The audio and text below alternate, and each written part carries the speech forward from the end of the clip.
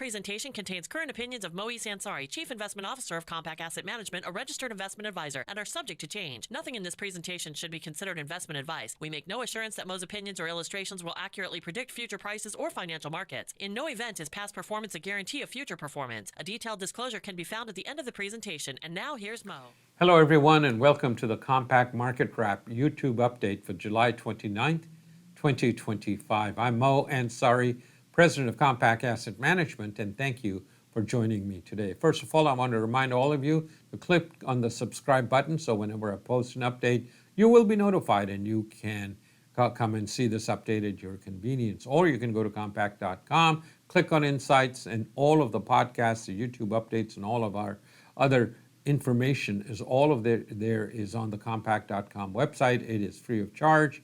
Go and get that. If you'd like to contact us, send us an email at invest@compact.com or give us a call at 800-388-9700. Looking at the market, nice week in the market for the S&P, up 1.5% on the S&P, nearly on the upside. Dow was up nearly 1.25%, and the Nasdaq was up 1.02%. So a good week for the year. We are up nearly 9.5% for the S&P. But I'm getting a little bit concerned. Market valuations are very rich right now. 22, 23 PE. That's price divided by earnings.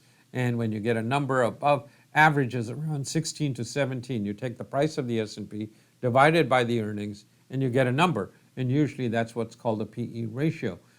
Historical average around 16.5 to 17. We're about 23 right now, so we're fully priced as far as the market is concerned. Last week, defensive sector, the healthcare sector did the best. Technology was also up. Every sector was on the plus side or unchanged. The worst was consumer staples, unchanged for the week. Oil prices, 66.06 a barrel last week, up today about $3 a barrel after the president announced that we could be putting more sanctions on Russia, on the oil that Russia is exporting. But most of that oil is only going to two countries, most of it to China and India. How we are going to put restrictions on China from buying Russian oil or in India, it's going to be interesting to see how that happens. We saw the 10-year note basically unchanged. The interest rates, 4.4% the week before, last week, 4.4%. Not much of a change there. Mortgage payments, we are seeing the mortgage payments were way up there, the down payments, and that was causing a hurdle, but now they are starting to come down. But mortgage rates are basically stuck right about there. So not a lot of change going on in the market as far as, but we did see home sales up 6.2, 627,000 jobs created. Durable goods orders were down. And PMI, that's the Purchasing Managers Index, rose to 54.6, which is a good sign overall. A lot of data coming out this week. First of all, we got the GDP tomorrow at around 2.4% for the quarter, which is a lot better than the minus 0.5%. Everybody was looking for a recession. Two negative quarters usually tell us there's a recession, but we're expecting growth in the GDP, about 2.4% for the last quarter. So that comes out tomorrow. Then we get initial claims. We get the Chicago PMI. Non-farm payroll is the biggie. That comes out on Friday. 109,000 jobs created for the month of June. We'll have to wait and see how that comes out. For the month of July. We'll see how that comes out. It was 217,000 last month. 109,000 would be a weaker number, but we'll have to wait because last month it was also expected to be around 100.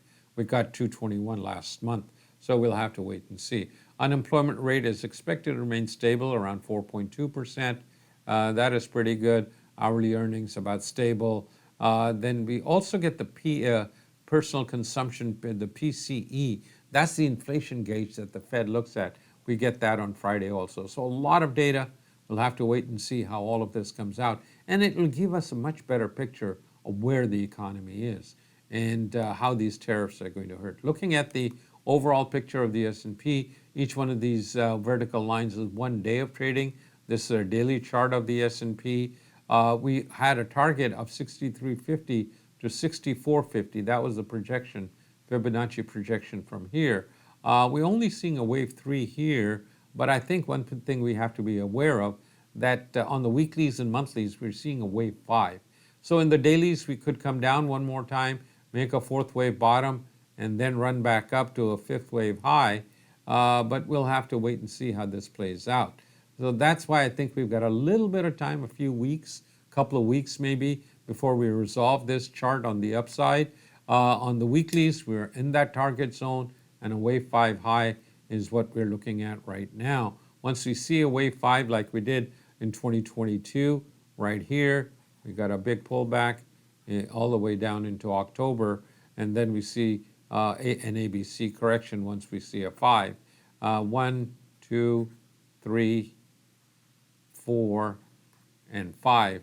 Once we get a 5, either we get an ABC or 5 waves to the downside. Same thing on the monthly charts. Well, again, this chart, each one bar is 1 month of trading, so it goes back to around 2009. This is a 16-year chart, but you can see also here we're seeing a wave 5. Now this could be months before we see this being completed. It could be 3 or 4 or 5 or 6 months before we see the wave 5, which is around 60, somewhere around 6,500 is what we're looking at as the first Fibonacci target on here. So all of these charts are showing us the market is fully valued. Does that mean it'll turn down? No, but is it time to take a good check on your portfolio, make sure you have not increased your risk? Unfortunately, that's when people increase their risk at the top of the market because they're feeling great. Market has gone up a lot and they've done very well. So that's something you need to be very careful of, not get overly exuberant in the market.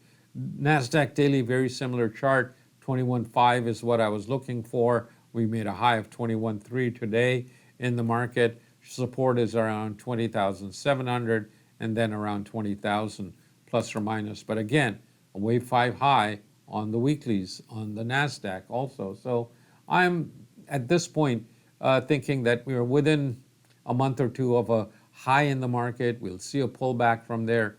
What will cause it, I don't know, tariffs, whatever it may be. But the market is ripe, the way I'm looking at it right now, for pretty, not a small, some kind of pullback. How big it's going to be, I don't know. How long it's going to last, no one knows that.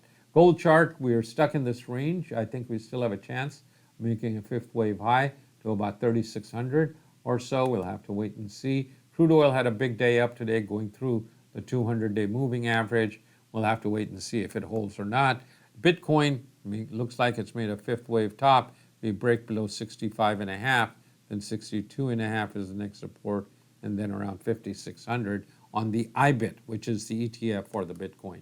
Again, if you want to subscribe to this channel, click on subscribe and you will get the updates notified. You'll get notified whenever I post this update. If you'd like to talk to us, do it now. Send us an email at invest@compact.com or call us at 800-388-9700. Those are my thoughts. Those are my observations for this week. I will be back with you next week. Until then, good trading.